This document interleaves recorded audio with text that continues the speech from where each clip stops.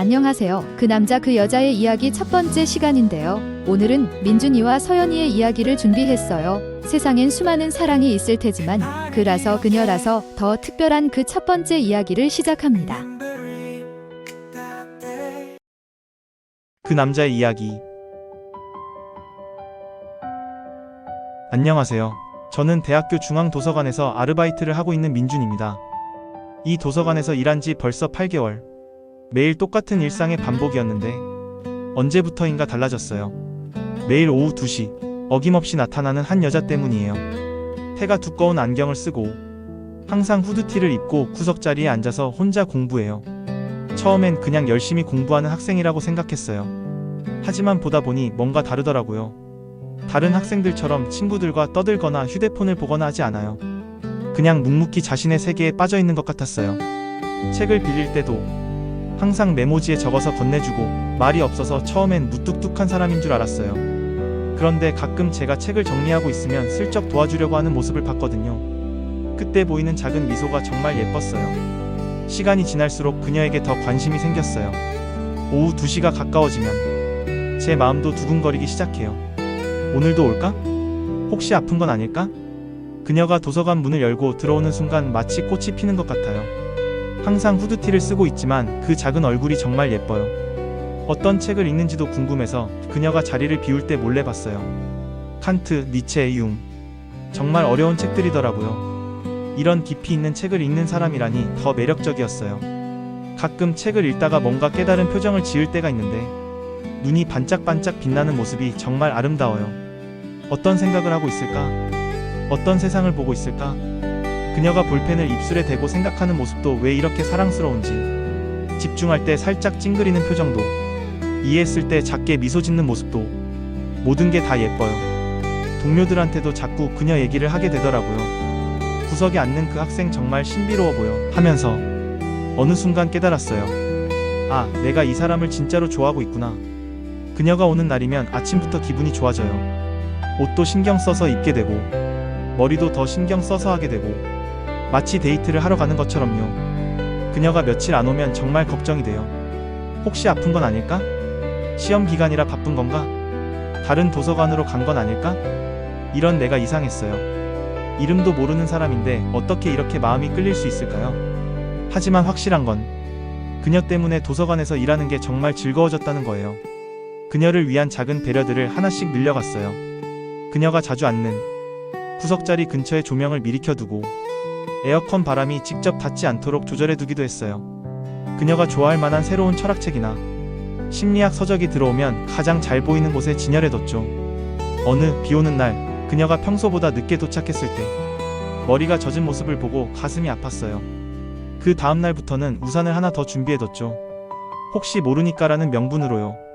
그녀가 찾는 자료가 다른 층에 있으면 미리 가져다 놓기도 했고 카운터 옆에 그녀 전용 메모지를 놓아두기도 했어요. 때로는 그녀가 긴 시간 공부하다 목을 돌리며 피로해하는 모습을 보면 따뜻한 허브차 한 잔을 슬며시 가져다 놓기도 했어요. 공부하느라 수고 많으세요 라는 작은 쪽지와 함께 말이죠. 그녀가 그 차를 마시며 작게 미소 짓는 모습을 보면 하루 종일 기분이 좋았어요. 그녀의 습관도 하나씩 알아갔어요. 오후 4시쯤 되면 창 밖을 멍하니 바라보며 잠깐 쉬는 시간을 갖는다는 것과 어려운 내용을 만나면 머리를 살짝 기울이며 생각에 잠긴다는 것, 뭔가 영감을 얻으면 연필로 책 여백에 작은 메모를 남긴다는 것들 말이에요. 그녀만의 작은 신호들도 읽을 수 있게 됐죠. 책상을 정리하기 시작하면 곧 일어날 준비라는 것과 안경을 벗고 눈을 비비면 오늘 공부가 끝났다는 뜻이라는 걸요. 그럴 때마다 자연스럽게 가방을 챙기는 것을 도와드리려 했지만 너무 뻔뻔해 보일까봐 망설이곤 했어요. 가끔 그녀가 혼자 작은 소리로 중얼거리는 모습을 봤어요. 책 내용에 대해 혼잣말을 하는 건지 뭔가를 정리하는 건지 정확히는 몰랐지만 그 모습마저도 사랑스러웠어요. 그녀만의 작은 세계에서 열심히 무언가를 탐구하는 모습이 정말 아름다웠거든요. 몇 달이 지나고 드디어 용기를 냈어요. 그 전에 사실 여러 번 기회가 있었어요. 그녀가 책을 찾을 때, 복사기 사용법을 모를 때, 하지만 매번 다가가려다가 망설였거든요. 왜냐하면 너무 완벽해 보였어요. 그 차분한 모습과 집중하는 모습들, 내가 방해하면 안 될 것 같았어요. 그런데 그날은 새로 들어온 심리학 책이 있었어요. 표지부터가 그녀가 좋아할 만한 스타일이었거든요. 이건 정말 그녀에게 딱 맞는 책인데 용기를 내서 천천히 다가갔어요. 심장이 너무 빨리 뛰어서 목소리가 떨릴까봐 걱정됐어요. 안녕하세요. 혹시 이 책 관심 있으실까요? 새로 들어온 건데 서연 씨가 평소에 읽으시는 책과 비슷한 주제라서요. 아, 그때 처음으로 그녀의 이름을 불렀어요. 도서 대출증에서 본 이름. 서연. 정말 예쁜 이름이죠. 그런데 그녀의 반응이 예상과 달랐어요. 갑자기 깜짝 놀라더니 두리번거리면서 마치 누가 자신을 부른 건지 모르겠다는 표정을 짓는 거예요. 그리고 제 얼굴을 유심히 보더라고요. 특히 제 입을. 그때는 몰랐어요.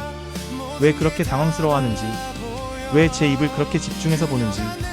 그리고는 고개만 끄덕이고 책만 조심스럽게 받아가더군요.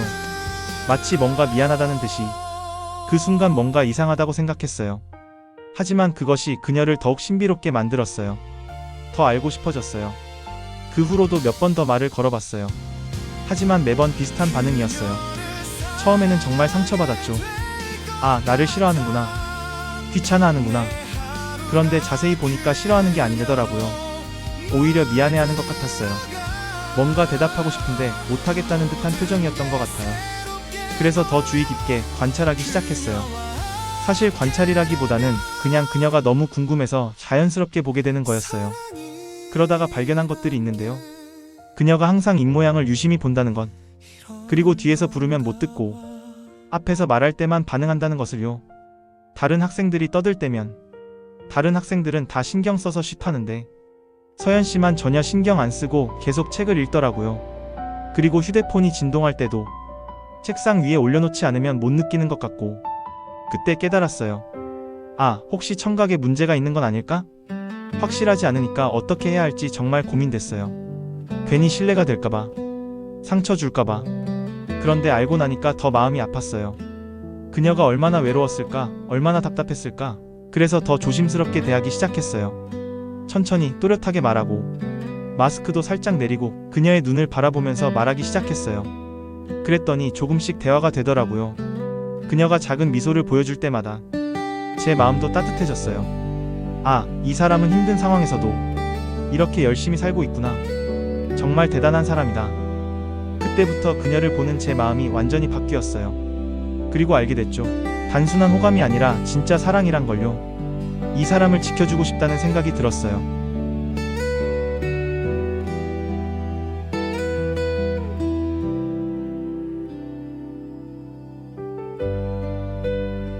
서연의 이야기.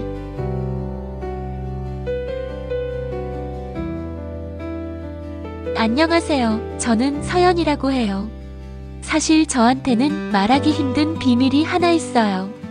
저는 중학교 때 교통사고로 청력을 잃었어요. 처음엔 정말 힘들었거든요. 갑자기 세상이 조용해지니까 친구들과의 대화도 어려워지고 수업도 따라가기 힘들어지고. 그래서 고등학교 때부터는 최대한 눈에 띄지 않게 살려고 했어요. 후드티를 입고 구석자리에 앉고 사람들과 거리를 두고. 대학에 와서도 마찬가지였죠. 동기들과 어울리는 것보다는 혼자 도서관에서 공부하는 게 편했어요. 수업도 따라가기 힘들었죠. 사람들은 제가 그냥 조용한 성격이라고 생각해요. 공부에만 집중하는 모범생이라고 생각하죠. 하지만 사실은 대화가 어려워서 피하는 거예요. 그런 제가 중앙도서관을 자주 가게 되었어요. 조용하고 혼자 있기 좋아서였는데 언제부턴가 다른 이유가 생겼어요. 바로 그 사람 때문이에요. 카운터에서 일하는 정말 친절해 보이는 그 사람. 처음엔 그냥 직원이니까 친절한 거라고 생각했어요. 하지만 점점 뭔가 다르다는 걸 느꼈어요. 다른 학생들한테보다 저한테 더 신경을 써주는 것 같고, 제가 찾는 책을 미리 준비해 두기도 하고. 혹시 저한테 관심이 있는 걸까요? 아니에요. 그럴 리 없어요. 저 같은 사람을 좋아할 리가 없죠. 저는 책을 빌릴 때도 항상 메모지에 적어서 건네줬어요. 말을 할 수는 있지만 상대방이 뭐라고 하는지 들을 수 없으니까 대화가 어려워요. 특히 마스크를 쓰고 있으면 입모양을 볼 수 없어서 더 힘들었죠. 코로나 때문에 다들 마스크를 쓰니까요. 그런데 그 사람은 저와 말할 때 항상 마스크를 살짝 내리고 천천히 말해주더라고요. 처음엔 왜 그러나 했는데 혹시 눈치챈 걸까요? 하지만 확신할 수는 없었어요. 그냥 친절한 성격일 수도 있으니까. 매일 오후 2시쯤 도서관에 가는 게 일상이 되었어요. 그 시간이 되면 자연스럽게 발걸음이 향하더라고요. 그가 있는 시간이라는 걸 언제부턴가 알게 되었거든요. 구석자리에 앉아서 공부하면서도 가끔씩 카운터 쪽을 힐끗 보곤 했어요. 그가 책을 정리하는 모습이나 다른 학생들을 도와주는 모습을 보면서 정말 성실하고 친절한 사람이구나라고 생각했어요. 특히 저한테 보여주는 그 따뜻한 미소. 그 미소를 받을 때마다 가슴이 두근거렸어요. 어느 날 그가 새로운 책을 추천해줬어요. 뒤에서 갑자기 부르는 바람에 깜짝 놀랐거든요. 누가 저를 부르는지도 몰라서 두리번거렸고 그의 입모양을 보니까 뭔가 책에 대해 얘기하는 것 같더라고요. 그래서 그냥 고개만 끄덕이고 받았어요. 정말 고마웠어요. 하지만 동시에 무서웠어요. 혹시 제가 청각장애인이라는 걸 눈치챘을까봐. 아직 들키고 싶지 않거든요. 그러면 저를 동정의 눈으로 볼까봐. 그런데 그 후로 그가 자꾸 말을 걸더라고요. 그럴 때마다 마음이 복잡했어요. 한편으론 기뻤지만 다른 한편으론 불안했어요. 언젠가는 제 비밀이 들통날 텐데 그때 그가 어떤 반응을 보일까 걱정됐거든요. 실망할까? 불편해할까? 아니면 동정할까? 하지만 점점 알겠더라고요. 그가 저와 대화할 때 항상 천천히 또렷하게 말해주는 걸.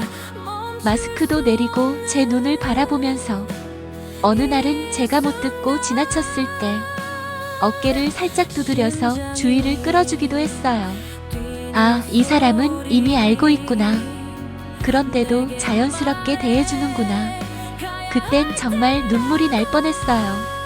이렇게 자연스럽게 배려해주는 사람은 처음이었거든요. 그 사람의 작은 배려들을 하나씩 발견할 때마다 마음이 따뜻해졌어요. 제가 자주 앉는 자리 근처의 조명이 항상 밝게 켜져 있는 것, 에어컨 바람이 직접 안 오도록 조절되어 있는 것, 새로운 철학책들이 눈에 잘 띄는 곳에 진열되어 있는 것. 어느 비 오는 날 늦게 도착했는데 다음날 우산 하나가 카운터 근처에 놓여 있더라고요. 혹시나 해서 준비했어요. 라는 작은 쪽지와 함께. 그 마음이 너무 고마워서 하루 종일 가슴이 뭉클했어요. 가끔 공부하다가 피곤할 때면 따뜻한 허브차 한 잔이 제자리에 놓여 있곤 했어요. 공부하느라 수고 많으세요. 라는 쪽지와 함께. 그 차를 마실 때마다 마음이 포근해졌어요. 하지만 여전히 직접적인 대화는 어려웠죠. 그가 무슨 말을 하는지 완전히 이해하지 못할 때가 많았거든요. 그럴 때마다 미안한 마음이 들었어요.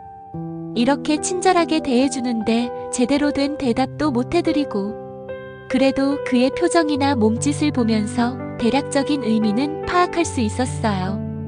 항상 따뜻하게 웃어주고 이해하려고 노력하는 모습이 보였거든요. 그런 모습을 볼 때마다 이 사람은 정말 특별한 사람이구나 라는 생각이 들었어요. 며칠 동안 많이 고민했죠. 이제 솔직해져야 하지 않을까? 드디어 편지를 썼어요.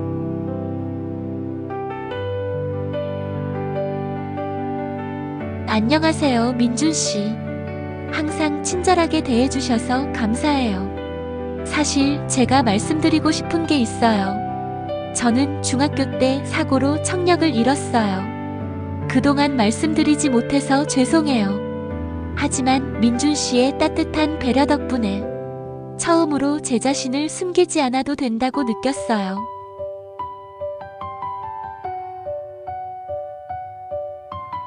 정말 떨렸어요. 하지만 더 이상 숨고 싶지 않아요. 그가 이미 알고 있으면서도 자연스럽게 대해줬으니까 이제는 제가 용기를 낼 차례인 것 같아요. 그 편지를 카운터에 놓고 며칠 기다렸어요. 그리고 그가 답장을 줬죠.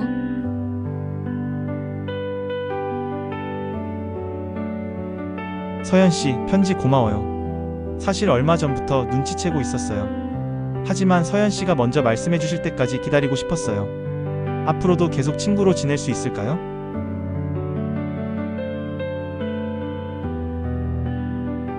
그 후로 우리는 진짜 친구가 되었어요. 메모지로 대화하기도 하고, 간단한 수화를 가르쳐 주기도 하고, 그가 수화를 배우겠다고 했을 때 정말 감동이었어요. 서연 씨와 더 많은 이야기를 하고 싶어서요. 그 말에 정말 눈물이 났어요. 이렇게 저를 있는 그대로 받아들여주는 사람이 있다니. 지금은 그냥 친구지만요. 언젠가는 더 특별한 사이가 될 수 있을까요? 하지만 지금도 충분히 행복해요. 제 자신을 숨기지 않아도 되는 그런 사람을 만났으니까요.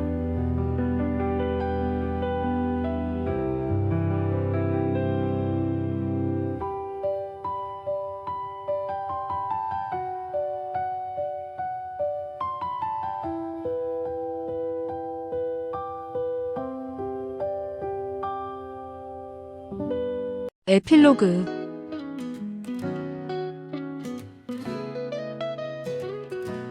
때로는 말로 하지 않은 배려가 가장 큰 감동을 줍니다. 때로는 상처를 숨기려 하지 않을 때 진정한 관계가 시작되죠. 서로 다른 두 세계에 살고 있던 두 사람이 따뜻한 이해를 통해 하나가 되는 순간, 그것이 바로 진짜 사랑의 시작이 아닐까요? 우리 모두에게는 누군가에게 보여주기 힘든 상처와 약함이 있습니다. 하지만 그 약함까지도 받아들여줄 수 있는 사람을 만날 때 우리는 비로소 진정한 자신이 될 수 있는 거예요. 오늘 이 이야기가 여러분에게도 용기가 되었기를 바랍니다. 있는 그대로의 자신을 사랑하고 다른 사람의 다름도 따뜻하게 품을 수 있는 그런 마음 말이에요. 그리고 때로는 말하지 않는 배려가 가장 큰 사랑의 표현일 수도 있다는 걸 기억해 주세요.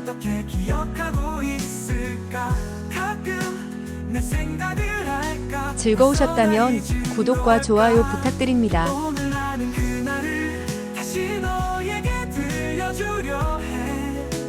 너와 함께 다시 돌아가려 해.